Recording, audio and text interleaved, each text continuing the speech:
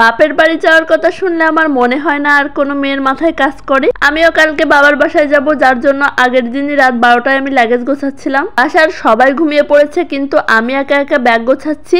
এই যে দেখেন মশারি টানিয়ে সবাই কি আরামে ঘুমাচ্ছে। আমার কিন্তু ঘুম নেই, কারণ কালকে যেহেতু বাবার বাসায় যাব, আজকে সবকিছু রেডি করে রাখতে হবে। পরের দিন সকাল 5টায় উঠে পড়েছি, আর উঠে এই তো আমি রেডি হচ্ছি। এখনো বাসার কেউ ওঠে নাই, সবাই ঘুমাচ্ছে।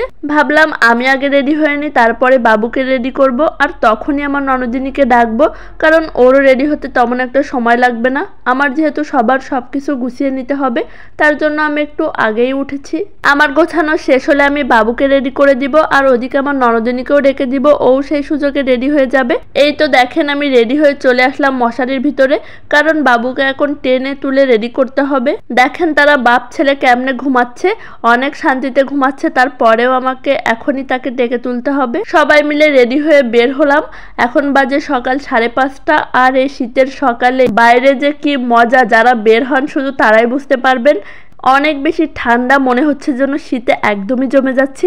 আর এই যে দেখেন শীতের কাপড় তো পরতে কিছু বাকি রাখিনি, তারপরেও কোনো কাজ হচ্ছে না, মনে হচ্ছিল যেন ডিপ ফ্রিজের ভিতরে আছি। আর এদিকে আমার বাবুর অবস্থা দেখেন, ওর জন্য অনেক বেশি খারাপ লাগতেছিল, মনে হচ্ছিল ওর ঠান্ডা না লেগে যায়। আজকে যেতে যেতে নিয়ত করলাম আর কোনোদিন এত সকালে বের হব না, অন্তত এই শীতের সময় তো কখনোই না। দেখেন বাইরে এখনো দোকানপাট সবই বন্ধ, তেমন একটা লোকজনও নেই। বাইরের লোকজন থাকুক আর না থাকুক, স্টেশনে কিন্তু সবাই চলে এসেছে। এই যে আমরা স্টেশনে পৌঁছে গেছি, কেবল আকাশ থেকে একটু একটু আলো বের হওয়া শুরু করলো। স্টেশনে দাঁড়িয়ে সবাই মিলে ট্রেনের জন্য অপেক্ষা করতেছি। সব সময় ভাবি যে এত সকালবেলা যাব না, ঘুমের অনেক বেশি ডিস্টার্ব ফিল হয়, কিন্তু সকালবেলা গেলে সব দিক থেকে সুবিধা, অনেক তাড়াতাড়ি পৌঁছানো যায়। আর এই তো আমরা সকাল 8টার আগেই পৌঁছে গেছি আমার হচ্ছে বাবার বাড়ির স্টেশনে। দেখেন ভাই, স্টেশনের নামটা ভালোবাসার জন্য বোঝাই যাচ্ছে না, এত পরিমাণ লেখালেখি এর ভেতরে। তো আমরা ট্রেন থেকে নেমে গেছি, আর এই তো ট্রেন হচ্ছে চলে যাচ্ছে। আমার ননদিনীও এসেছে আমার সাথে, তো ওকে বললাম দাঁড়াও আমরা এখান থেকে একটু ফটোশ্যুট করি। এই যে দেখেন ঝিকর গাছের সাথে আমি কত সুন্দর সুন্দর করে ছবি তুলতেছিলাম।